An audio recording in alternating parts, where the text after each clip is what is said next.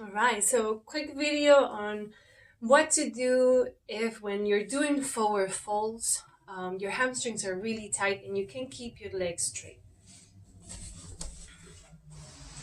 Now when we're doing forward folds, something that often kind of slips our mind is the placement of the hips.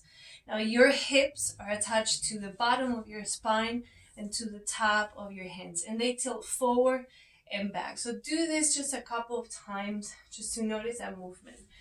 When your hips are tilted forward, your sitting bones are pointing back, and they usually stretches or pulls on the hamstrings. So the placement of your pelvis on a seated forward fold will really change the way you feel on the pose. So first, have your legs straight and try to sit up tall. If this is uncomfortable, then you start bending the knees until you're able to bring your shoulders over the hips. Now with your hands on the hips, tilt the hips back and forth and notice how that feels. And try to keep your hips on a neutral position. You do that by a gentle engagement on the abdomen. Keep your feet flexed. There's a slight bend on the knees, enough that we can bring the shoulders over the hips. We're not overarching the back, neither sinking in or sinking into the lower back, pushing the hips forward. Pelvis is neutral, chest is lifted, core is engaged. Now from here, there's a couple of things you can do. You can put support underneath the knees, like a folded blanket or a pillow, and from here, work on folding forward from the hips. And as you fold forward, you're gonna pull the hamstrings. So the tighter your hamstrings are, the more difficult this will be. So it doesn't matter how far you can go. The key is that you notice where you are and you work on your breath to soften and deepen the stretch on whatever that means to you today. Feet are flexed so we can engage the quads. And then from here you can have support and work on folding from the hips. More than folding from the upper back, folding from the hips. And this can take a while to create that connection. Over time, and once you're on your forward fold, you can start sliding your heels forward and one leg at a time, and maybe bend and then do the other. And if you cannot straighten them all the way, just straighten them a little bit and see if you can keep the lengthening on the back and folding from the hips. Always relaxing your face and using your breath. Now, what else can you do to work on your hamstrings? I just have a big scarf. If you have a long belt, you can use that as well, or a scarf. You can put the scarf or the belt in the center of the feet and fold with your knees bent and grab onto the scarf.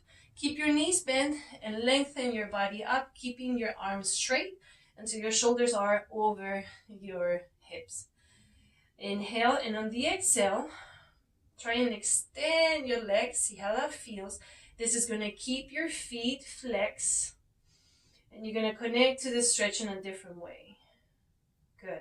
Now to work on the forward fold with assistance from a belt or a scarf, you can bend your knees again, and helping you keep the body straight, you will think on bending only the elbows. On each exhale, you bend the elbows towards your ribs, keeping the shoulders away. Pause on the inhale. Continue to move on the exhale. On the inhale, we lengthen. On the exhale, we fold. And you go as far as you can go.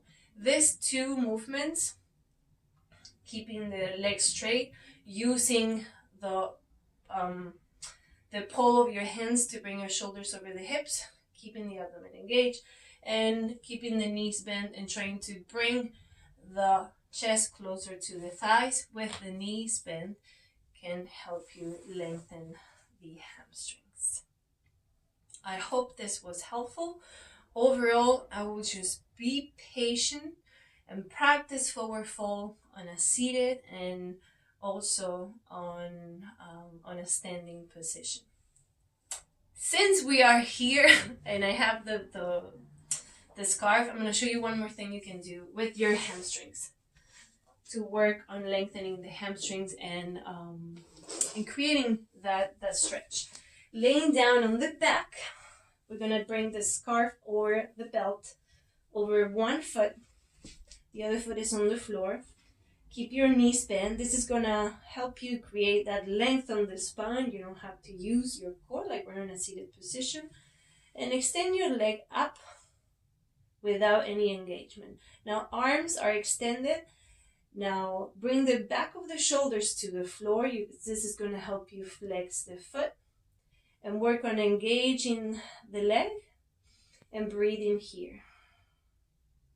When you start to feel comfortable, you can bring that leg a little closer to the floor.